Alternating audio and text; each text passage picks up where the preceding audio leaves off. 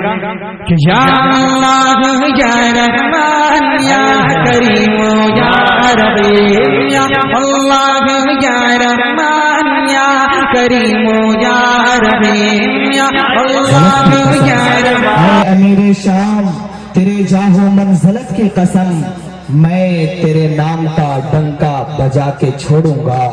اے امیر شام تیرے جاہ و منزلت کی قسم میں تیرے نام کا ڈنکا بجا کے چھوڑوں گا.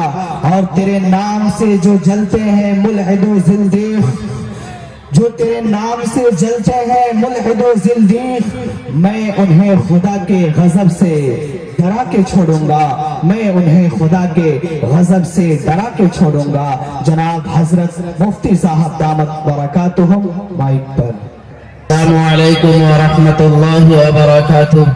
الحمد للہ رب العالمین والصلاة والسلام علی سید الانبیاء والمرسلین محمد وآلہ واصحابہ اجمعین. اما بعد، قال اللہ عز وجل فی کلامہ المجید: اعوذ باللہ من الشیطان الرجیم، بسم اللہ الرحمن الرحیم. وقال الرسول يا رب إن قوم اتخذوا هذا القرآن مهجورا. وقال النبي صلى الله عليه وسلم: خيركم من تعلم القرآن وعلمه، أو كما قال عليه الصلاة والسلام. اسٹیج پر رونق افروز علماء کرام، مہمانان اعظام اور میرے دینی ایمانی اور انسانی بھائیوں، بزرگوں اور دوستوں، پردہ نشین خواتین، میری ماں اور بہنوں، میں تھوڑی دیر آپ کے سامنے کچھ باتیں عرض کرنا چاہتا ہوں. آپ لوگ بالکل سنجیدگی کا ماحول بنائے رکھیں. آج آپ نے دین کی نسبت پر، قرآن کی نسبت پر اپنا وقت فارغ کیا ہے. میں آپ کو مبارکباد پیش کرتا ہوں اور دعا بھی دیتا ہوں کہ اللہ تعالیٰ اس طرح کی مجلسوں میں ہم سب کا آنا قبول فرمائے اور ہم سب کے اندر ثابت قدمی نصیب فرمائے. دوستو، ہمارے اس خوبصورت پروگرام کے لیے ایک سے ایک نمونہ اور ایک سے ایک بہترین عالم دین اور مقررین تشریف لائے ہوئے ہیں. اس لیے آخر تک آپ ساتھ دینے کی کوشش کریں. صبح ہوتے ہوتے نہ جانے ہم کہاں رہیں گے، کس کی بات کس وقت کس کو لگ جائے پتہ نہیں ہے. اس لیے ہمارے اس جلسے میں بہترین ماہر وید اور قرآن چترویدی صاحب بھی تشریف لائے ہوئے ہیں، اور مولانا صدر عالم صاحب، جن کے تقریر میں کشش بھی ہوتی ہے، جذبیت بھی ہوتی ہے. آپ ان کی تقریر کو سنیں گے. اور پٹنہ امارت شریعہ سے چل کر مفتی شکیل صاحب، ہر دل عزیز مقرر، وہ بھی آئے ہیں. تو آپ لوگ بالکل سنجیدگی کا ماحول بنائے رکھیں. مدرسے نے اور اس بستی کے لوگوں نے بڑی محنت کی ہے اور بڑی جوفشانی کے ساتھ اور اقریزی کے ساتھ اس مجمع کو سجایا ہے. بہت خوبصورت مجمع ہے، اللہ تعالیٰ قبول فرمائے. دوستو، میں نے ایک آیت کریمہ تلاوت کی ہے، اس کے مطابق چند باتیں عرض کرنی ہیں. دوستو، قرآن پاک میں اللہ تبارک و تعالیٰ نے قرآن کریم کے بارے میں ارشاد فرمایا: اِنَّا نَحْنُ نَزَّلْنَا الذِّكْرَ وَإِنَّا لَهُ لَحَافِظُونَ. یہ قرآن پاک اللہ تبارک و تعالیٰ کا نازل کردہ وہ عظیم تحفہ ہے، وہ عظیم نعمت ہے جو ہم اور آپ کو امت محمدیہ کو عنایت ہوئی ہے. یہ قرآن پاک اللہ رب العزت کی عطا کردہ حسین تحفہ ہے، اور وہ دستور حیات ہے، منشور حیات ہے، ضابطۂ حیات ہے، اور پوری زندگی گزارنے کا طور طریقہ اس میں موجود ہے. یہ قرآن پاک اللہ تبارک و تعالیٰ کی طرف سے نازل کردہ وہ عظیم تحفہ، جس کا چومنا بھی عبادت، جس کا چھونا بھی عبادت، جس کا محبت سے سینے سے لگانا بھی عبادت، اور جس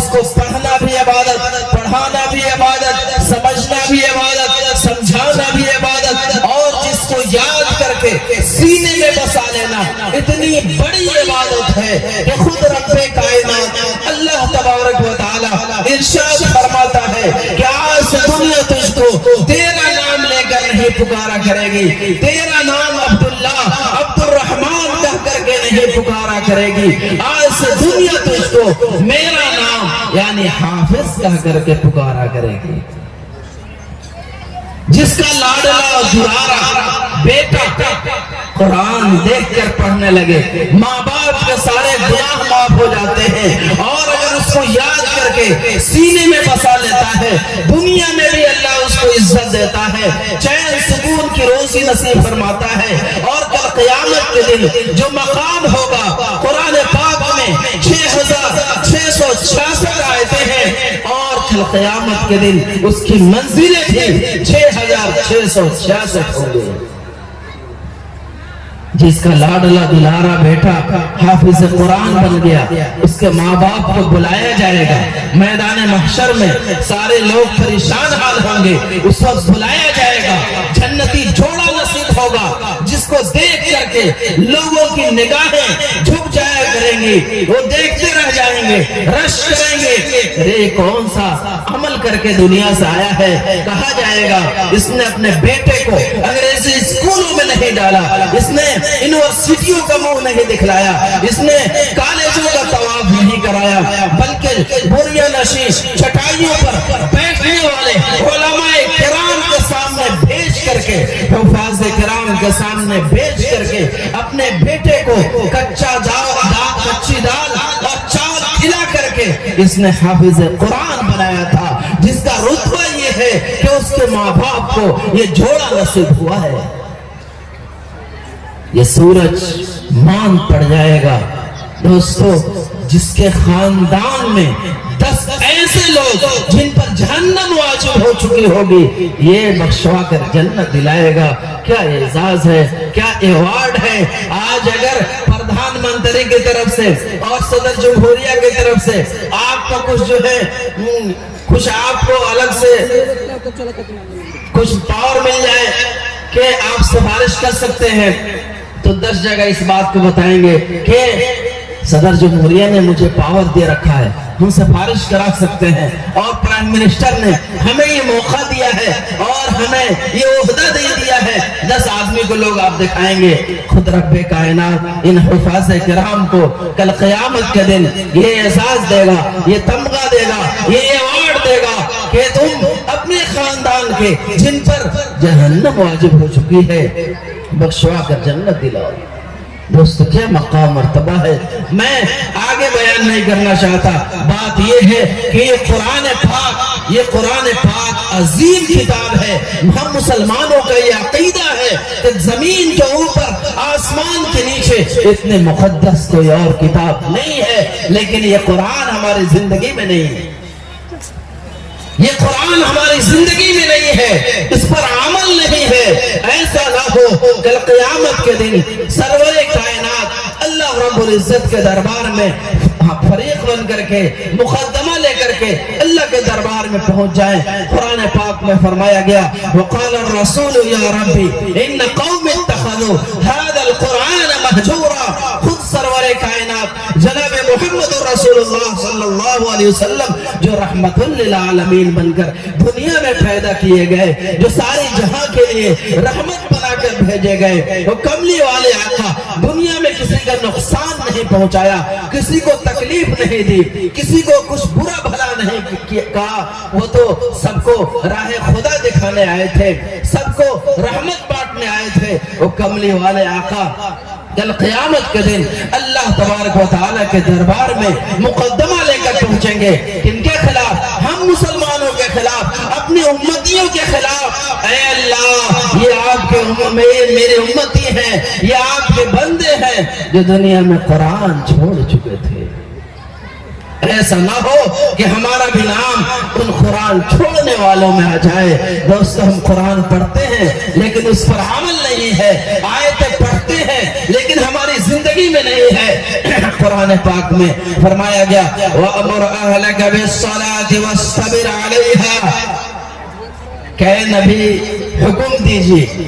حکم دیجئے اپنے گھر والوں کو کہے گا نماز پڑھنے کا، اور آپ اس پر جم جائیے، آپ بھی پڑھیے. ایسا نہیں ہے کہ آپ نبی ہیں تو آپ کو چھٹکارا ہو جائے.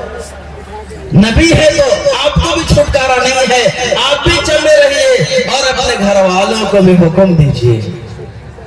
لا نسألک رزقا، ہم آپ سے روزی نہیں مانگتے، ہم خود روزی دیں گے، ہم خود روزی دینے والے ہیں. لیکن نماز پر جم جائیے، اپنے گھر والوں کو حکم دیجیے، آپ خود نماز پڑھیے اور نماز کا حکم دیجیے.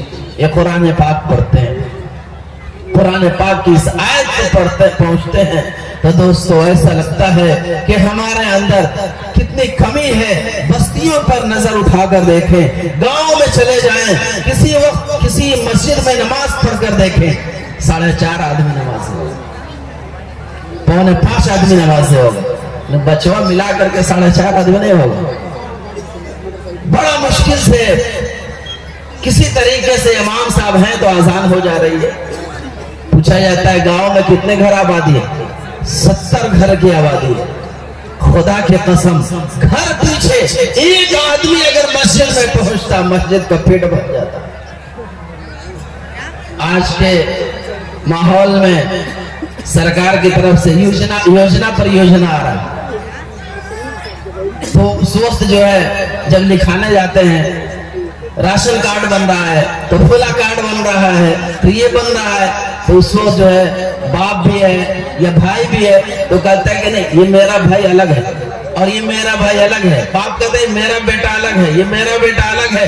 اگر 3 بیٹے ہیں تو 3 الگ الگ کیٹیگریوں میں بانٹ دیتا ہے تاکہ لابھ آئے گا نا تو سب کو الگ الگ ملے گا. یوجنا آئے گا تو فائدہ سب کو ہوگا، نہیں تو ایک ملے گا تو اسی میں سب کو تقسیم ہو جائے گا، بٹا جائے گا. الگ الگ لکھایا جائے گا تو الگ الگ فائدہ ہوگا. سب لوگ لکھاتے ہیں. دوستو دنیا کے معاملے میں دنیا کا فائدہ حاصل کرنے کے لیے ہم لوگ الگ الگ لکھاتے، الگ الگ اپنا نام دیتے ہیں، لیکن خدا کے دربار میں حاضری کے لیے گھر پیچھے ایک آدمی بھی نہیں پہنچتا.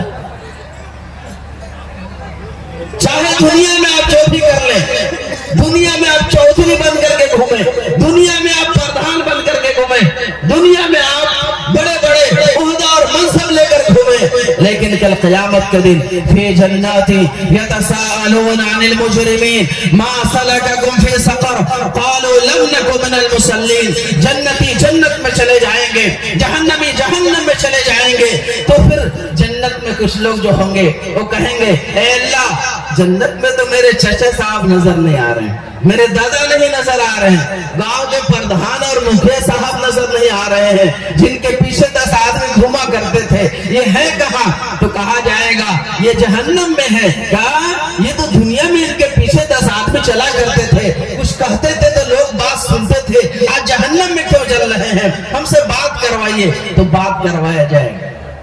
کیسے؟ وہ جہنم کے دروازے پر اور یہ جنت کے دروازے پر پوچھیں گے ما سلککم فی سقر، کیوں جہنم میں آئے، کیا وجہ بنی جہنم میں جانے کی؟ پہلا جواب ہوگا، آپ لوگ بھی دل تھام کر کے سنیں اور کان کھول کر کے سنیں.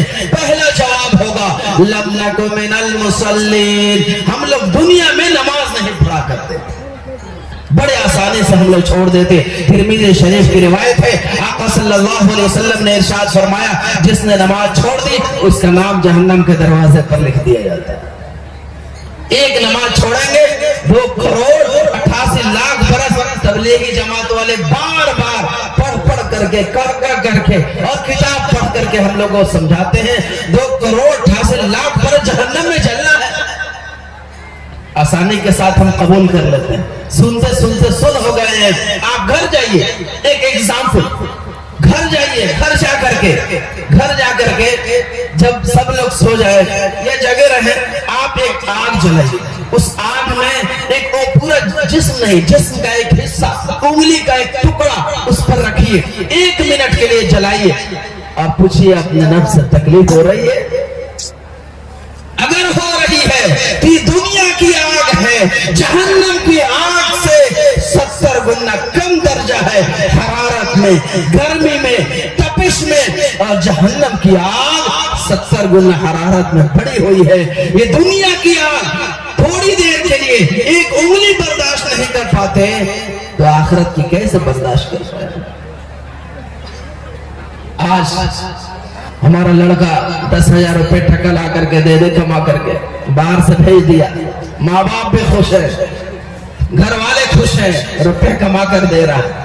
कभी हमने गौर नहीं किया कि आगे उसका रहन सहन कैसा है, उसकी जिंदगी में दीनदारी भी है कि नहीं, उसकी जिंदगी में नमाज भी है कि नहीं। माँ भी खुश है, भाई भी खुश है, बाप भी खुश है कि पैसा दे रहा है। उसकी दुनिया तो हमने बनाया, आखिरत को बर्बाद कर दिया।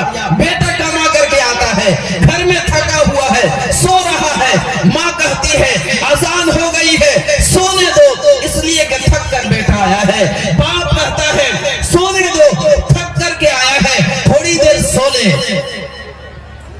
लेकिन थोड़ी देर के लिए हमारे दिल में तसव्वुर नहीं पैदा होता कि ये जहन्नम की आग में जलने जा रहा है।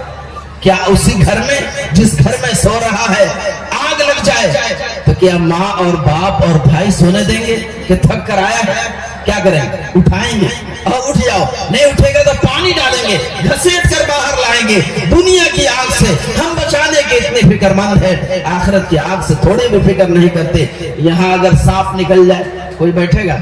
सब कूद करके भागे, मजमा 1 मिनट के अंदर तमाम हो जाएगा, कोई ये मौजूद नहीं होगा।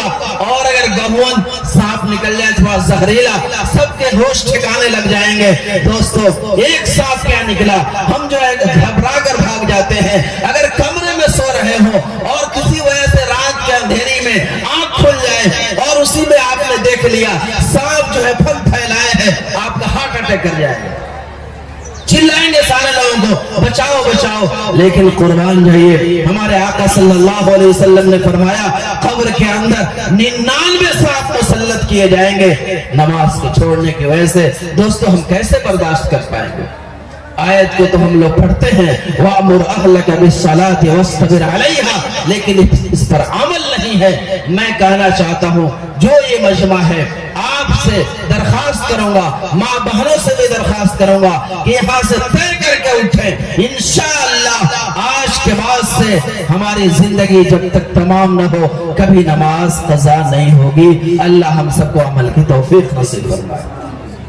कुरान की आयत पढ़ते, अहल्लल्लाहुल बैअ व हर्रमर रिबा, अल्लाह ने बै को हलाल किया है, खरीदो